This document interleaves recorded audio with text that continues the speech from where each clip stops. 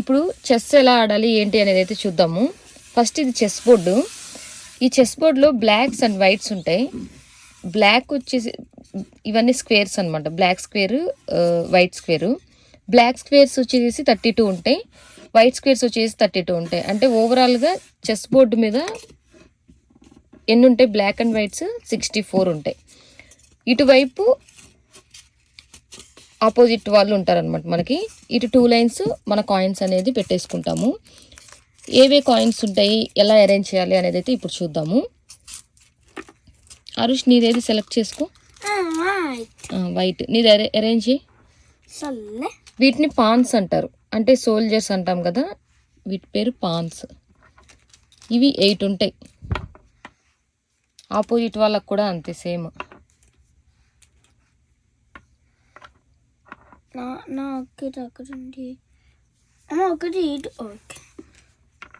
ఇవి rook, elephant అంటాం కదా, ఏనుగు పాదం లాగా ఉంటాయి, అందుకే వీటిని ఎలిఫెంట్ అనేవాళ్ళం. బట్ వీటిని చెస్ లాంగ్వేజ్లో చూసుకుంటే వీటి పేరు రూక్. ఇవి వచ్చేసి కార్నర్ సైడ్ ఉంటాయి అనమాట, అటు చివర ఇటు చివర. Next night. నైట్ అంటే హార్సెస్.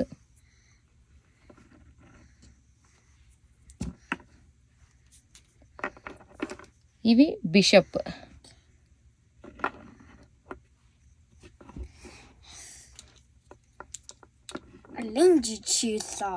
King, queen. కింగ్ పైన ఇట్లా ఉంటే కింగ్, ఇది క్వీన్ అన్నట్టు. మనం మంత్రి అంటాం, రాజు అంటాము. బట్ చెస్లో ఇప్పుడు మనం చెప్పుకునే వాటిలో అయితే కింగ్, క్వీన్ అని చెప్తాం. ఓవరాల్గా king, queen, bishops, knight, rook, pawns. Opposite వాళ్ళకి 16 కాయిన్స్, మనకి 16 కాయిన్స్ ఉంటాయి. ఓవరాల్గా 32 కాయిన్స్ ఉంటాయి. ఇప్పుడు వీటిల్లో ఏ కాయిన్ ఎలా పర్ఫామ్ చేస్తుంది చూద్దాము. ఇవి వచ్చేసి పాన్స్ అన్నాను కదా, ఇవి స్టార్టింగ్ మనం మూవ్ చేయాలి అన్నప్పుడు, ఇక్కడ నుంచి స్టార్టింగ్ స్టెప్ మూవ్ చేయాలి అనుకున్నప్పుడు ఏదైనా సరే 2 స్టెప్స్ అయినా మూవ్ చేసుకోవచ్చు, లేదంటే 1 స్టెప్ అయినా మూవ్ చేసుకోవచ్చు. స్టార్టింగ్ మాత్రమే. స్టార్టింగ్ ఒకవేళ నువ్వు 1 స్టెప్ మూవ్ చేసావు అంటే ఇంకా నెక్స్ట్ అంతా కూడా మనం 1 స్టెప్పే మూవ్ చేస్తాం. లేదు స్టార్టింగ్ 2 స్టెప్స్ మూవ్ చేసావు అంటే ఫర్దర్గా ఓన్లీ 1 స్టెప్పే మూవ్ చేస్తూనే ఉంటాము. స్టార్టింగ్ మాత్రమే నీకు 2 స్టెప్స్కి ఛాన్స్ ఉంటుంది, ఫర్దర్గా 1 స్టెప్పే ఉంటుంది. అలాగే వీటితో ఆపోజిట్ కాయిన్స్ని ఏదైనా మనం చంపాలి అనుకుంటే ఆ కాయిన్స్ కానీ ఇప్పుడు వాళ్ళు 1-2 స్టెప్స్ ఇక్కడికి వచ్చారు అనుకోండి, క్రాస్గా చంపాలన్నమాట. ఆపోజిట్ వాళ్ళని చంపాలి అంటే ఓన్లీ క్రాస్గానే చంపాలి ఈ పాన్స్తో. స్ట్రైట్గా వెళ్ళేటప్పుడు మాత్రం చంపకూడదు. ఎప్పుడైనా పాన్స్ ఇట్లా ముందుకి జరిపేటప్పుడు, ఈ జరిపే ప్రాసెస్లో ముందుకే వెళ్ళిపోతే తప్పనిచ్చి ఇవి ఇట్లా ఈ స్టెప్ వెళ్ళిన తర్వాత వెనక్కి రావడం అనేది ఉండదు. వేటికైనా ఉంటుంది కానీ వెనక్కి వచ్చే పవరు వీటికి మాత్రం ఉండదు. ఇది స్టార్టింగ్లో 2 స్టెప్పులు, 1 స్టెప్పు, తర్వాత అంతా 1 స్టెప్ వెళ్ళొచ్చు, కానీ ఇంక ముందుకు వెళ్ళడమే, వెనక్కి రావడం అనేది ఉండదు. చంపాలి అనుకుంటే క్రాస్గా వెళ్ళిపోతుంది. ఇంకా అంతవరకు పాన్స్ అనేది ఇలా పర్ఫామ్ చేస్తాయి. అలాగే ఇప్పుడు ఇది వచ్చేసి రూక్ అన్నాం కదా, రూక్ వచ్చేసేసి ఎలా ఉంటుందంటే ఇట్లా స్ట్రైట్గా వెళ్తుంది, ఇటు సైడ్కి వెళ్తుంది అనమాట.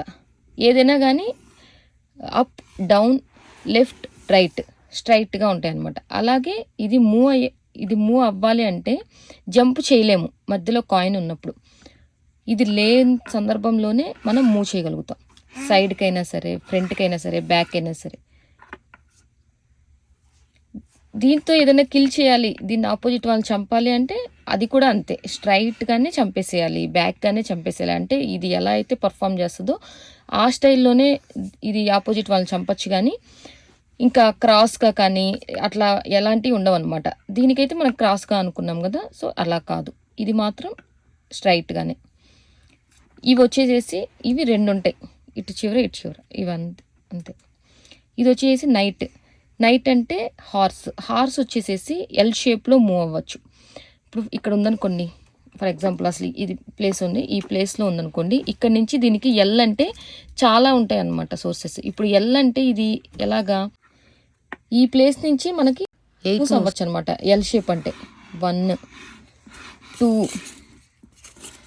ఇలాగ, ఒకటి ఇటువైపు, ఒకటి ఇటువైపు ఛాన్సెస్ ఉన్నాయి. దీన్ని ఎలా అయినా మూవ్ చేసుకోవచ్చు. మనకి ఎట్లా మూవ్ చేయాలి అనుకుంటున్నాము అనేది మనం ఆడే గేమ్ని బట్టించి ఆపోజిట్ వాళ్ళకు పెట్టే కాయిన్స్ని బట్టించి మూవ్ ఉంటుంది. అలాగే దీంతో ఆపోజిట్ వాళ్ళని చంపాలి అన్నా కూడా మనం ఇక్కడ నుంచి జంప్ చేయొచ్చు అనమాట. మధ్యలో కాయిన్స్ ఉన్నా సరే ఇది మూవ్ అవ్వాలి అన్నా మధ్యలో కాయిన్స్ ఉన్నా వాటితో సంబంధం లేదు, ఇక్కడ నుంచి జంప్ చేసేయచ్చు. ఇప్పుడు ఇక్కడ ఉంది,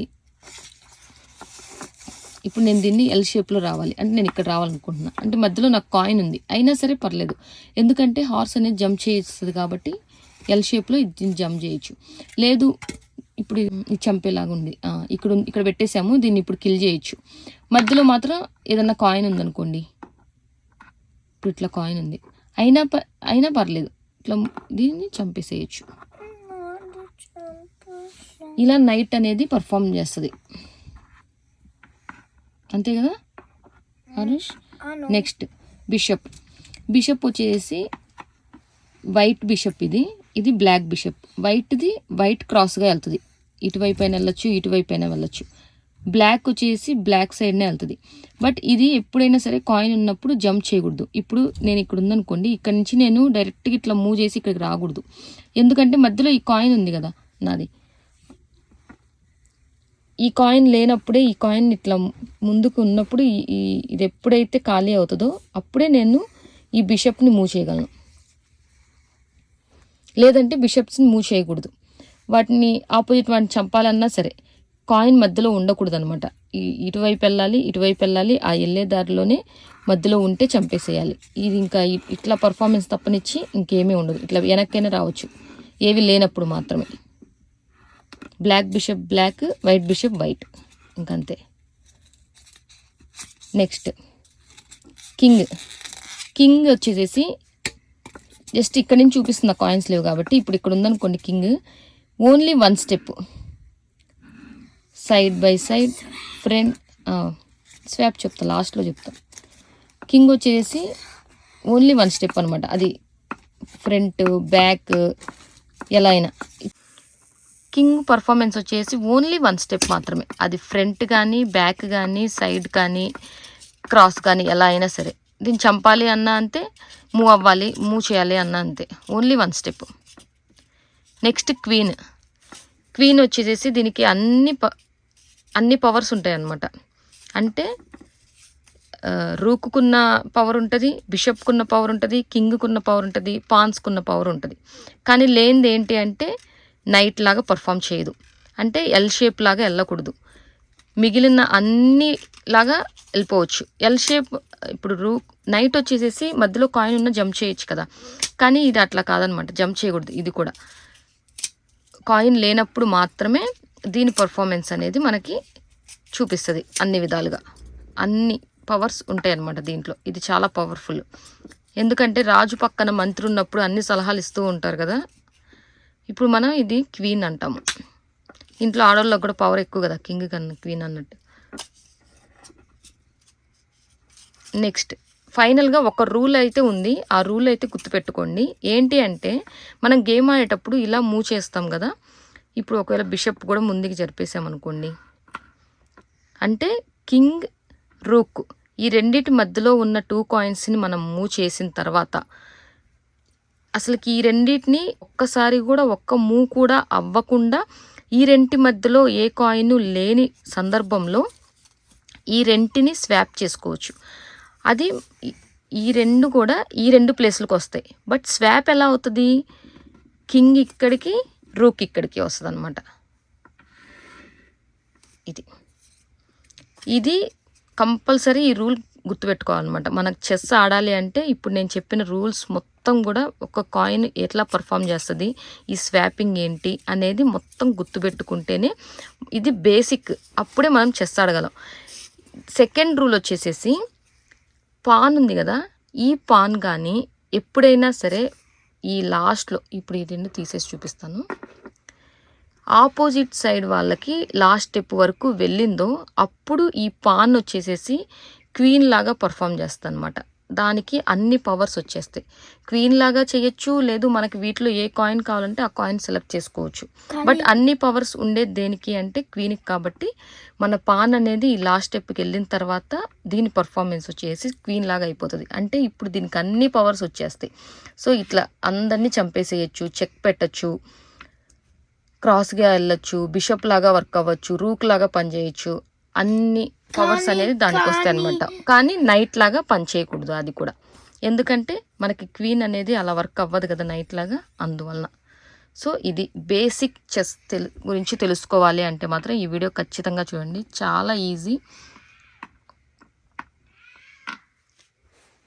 ఇవన్నీ తెలుసుకొని తర్వాత మనం ఎలా ఎత్తుకు పై ఎత్తులు వేయాలి అనేది అయితే గేమ్ ఆడుతూ ఉన్నప్పుడు మనకు అర్థమైపోయింది. ప్రతి కాయిన్ గురించి మనం తెలుసుకోవాలి. ప్రతి కాయిన్ ఎదుటి వ్యక్తి ఎక్కడ ఆడుతున్నాడు, ఎక్కడ పెట్టాడు, మన కాయిన్ ఎట్లా మూవ్ చేయాలి అనేది చాలా ఇంపార్టెంట్. ఇది బ్రెయిన్ గేము. ప్రతి ఒక్కళ్ళు అయితే బేసిక్స్ తెలుసుకోండి, రూల్స్ తెలుసుకోండి. అసలు మెయిన్ రూల్స్, మెయిన్ బేసిక్ అయితే ఈ వీడియోనే. ఈ వీడియో అనేది ప్రతి ఒక్కరికి యూజ్ అవుతుంది. ప్రతి కాయిన్ ఎలా మూవ్ చేయాలి, ఉన్న రూల్స్ ఏంటి అనేది కంప్లీట్ వీడియో అనమాట ఇది. సో ప్రతి ఒక్కరు ఈ వీడియోని చూడండి, చెస్ గురించి తెలుసుకోండి. అందరూ కూడా పిల్లలకి కూడా నేర్పించండి. చాలా ఇంట్రెస్ట్గా ఉంటుంది, చాలా ఇంట్రెస్ట్గా ఆడతారు. వాళ్ళకి చాలా టైం పాస్ అవుతూ ఉంటుంది అనమాట. ఓన్లీ బుక్సే కాదు, ఇలాంటివి కూడా చాలా ఇంపార్టెంట్ పిల్లలకి నేర్పించడం. అట్లాంటివి చేయొద్దు. ఇలా చాలా ఇంపార్టెంట్ పాయింట్స్ అయితే తెలుసుకోండి. చాలా బేసిక్ అనేది చాలా ఇంపార్టెంట్. ఇవి మొత్తం తెలుసుకున్న తర్వాత గేమ్లో ఇంకా చాలా ట్రిక్స్ ఉంటాయి, చాలా స్టెప్స్ మనం ఫాలో అవ్వచ్చు అనమాట. ఈజీగా చెక్ పెట్టడం ఎలాగా ఏంటి అనేవి అయితే. సో ఇట్లాంటి పాయింట్స్ అన్నీ కూడా మనం నెక్స్ట్ వీడియోస్లో అయితే మనం తెలుసుకుందాము. అంటే నా వీడియో రీచ్ని బట్టించి నాకు నెక్స్ట్ వీడియో నేను ఎక్స్ప్లెయిన్ చేయాలా వద్దా అనేది నాకు అర్థమవుతుంది అనమాట. ఈ వీడియో మంచిగా రీచ్ అయ్యి ఒక 5K వ్యూస్ అయితే వస్తే నేను నెక్స్ట్ ఎలా ఎంత ట్రిక్కీగా ఈజీగా చెక్ పెట్టచ్చు అనేది అయితే నేను నెక్స్ట్ వీడియోస్లో అయితే చూపిస్తాను. సో చూద్దాము ఈ వీడియో ఎంతవరకు రీచ్ అవుతుంది ఏంటి అనేది నాకు కూడా తెలియదు కదా. ఒకవేళ రీచ్ అయ్యి బాగుంటే మాత్రం నేను నెక్స్ట్ వీడియో అయితే తీస్తాను.